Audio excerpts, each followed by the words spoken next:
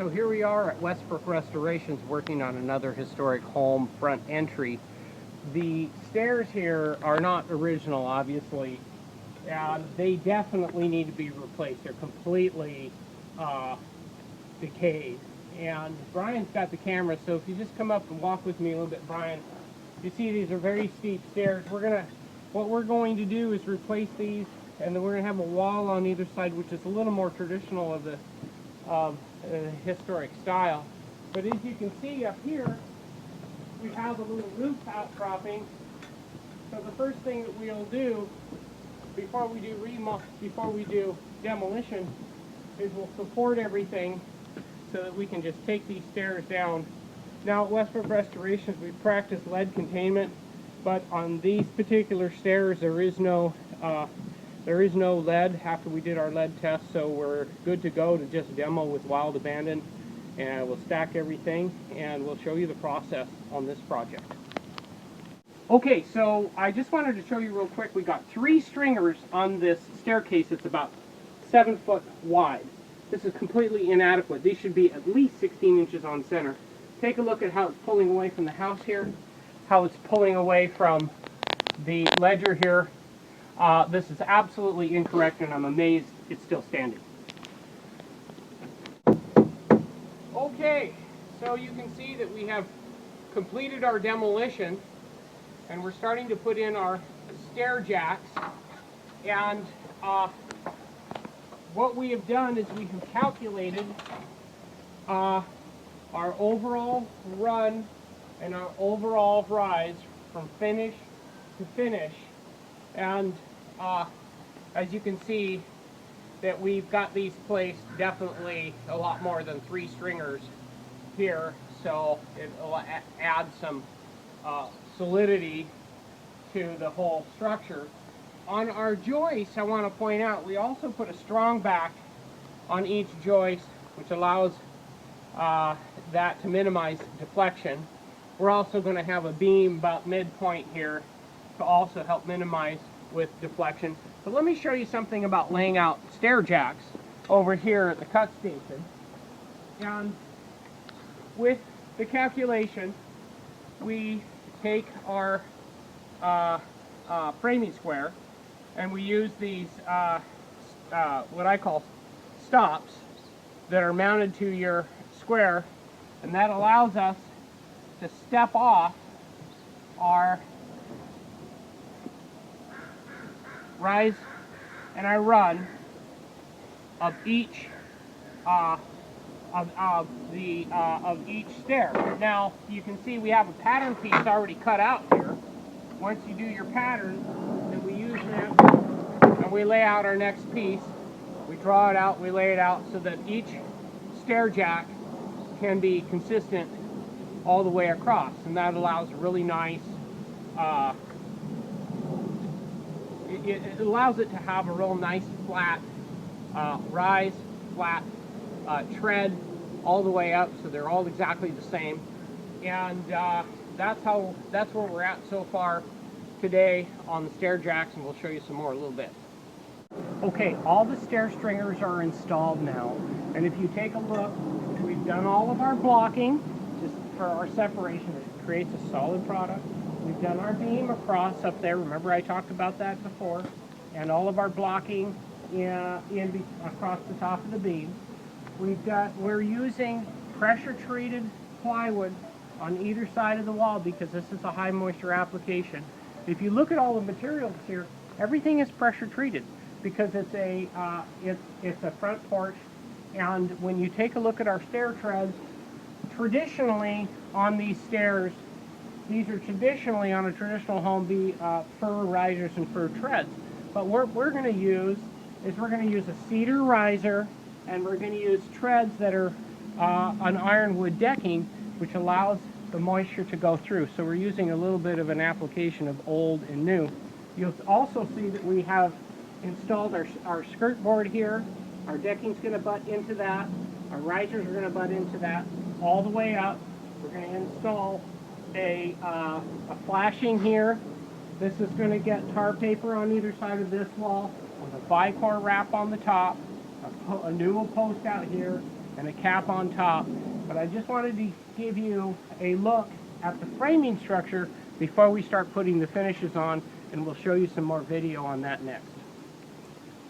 Okay, so you can see that we have made some progress, and we've done our waterproofing. Even though we've used pressure treated material, we like to put tar paper on. We put Vicor on the caps. You can also see that we've manufactured our posts. They still need to be cut off and a post cap put here. But I wanted you to see some of the transitional things that we put a lot of thought into. The flashing is installed now, and it goes through the post and out the other side. So as it picks up any water all the way up, it will come all the way through. You can see we've started our siding. It's also up off the flashing, so it allows water to come all the way through without having any obstructions whatsoever. You can also see that we've done our aprons in here as well, all the way up, so we're all trimmed out with the siding. Now, this is an old home. We're doing a traditional style of construction, but we're not using some traditional materials. So we're using a hardy board here. We're going to use ironwood on the treads, so it's an open tread rather than a closed tread like what they used to do back in history. And that's because the owner wants to have a low maintenance product. Actually, why don't you come in over here and take a real quick look at what we have over here is the finished siding. You can see all of our siding is on the wall here. We've lined it up with the old house that actually has a metal siding, so we used a hardy board. A hardy board was a good choice for that, and you can see it all lines up really well. So once it's painted, I think it'll tie in really nicely, and it'll give them a real nice access to their home that'll last for a long time. But we'll show you some more progress later.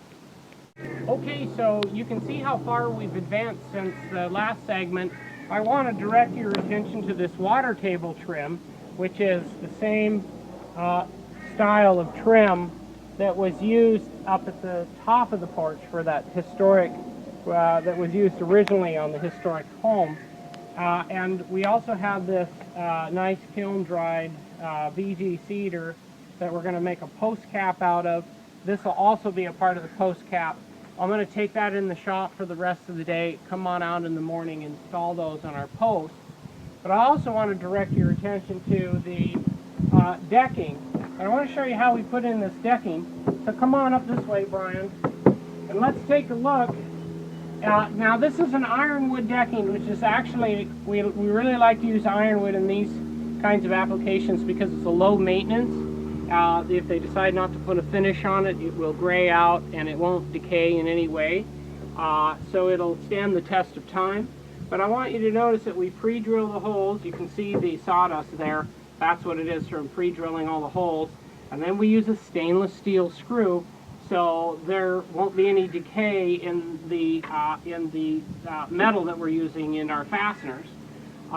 And you can see that all the space, everything's got a space to it, even at the riser board, even on the ends over here as well, so that again, for expansion and contraction, it continues to remain consistent over a long period of time.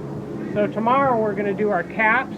Our caps we're also do out of cedar as well, a vertical grain kiln-dried cedar, so that they don't shrink. And they will also stand the test of time once they're painted and everything. They won't decay, and they'll remain stable for a long period of time. We'll show you that in a little bit. One of the things I want to show you is a little flashing technique where a rail cap comes into a post. You see this little kerf cut here? This little kerf cut is we cut that to receive our flashing. We'll stick our flashing in through here, like so, and then the top cap comes to it. So what we generally like to do is we'll put caulking in this kerf, like so. And in this case, it's probably not a good idea to use latex. It's probably better to use like a Sikaflex. In this case, I just happen to have some Sidewinder laying around because we were doing hardy board, so I think that'll work pretty decently. Oh, and I like to kind of also run just a temporary bead down here in the bottom as well. And like so. Then we start our flashing in here, like this. And it gets a little messy, but it's going to be wiped right up, and then we do a surface that goes right in like so. You see the little top of the flashing is bent. This is flush with this. Now I just take this excess and fill up our joint here, and of course we'll just wipe it all clean. And once the cap goes in, what we'll do is we'll do another surface caulk so that all looks really clean in the end.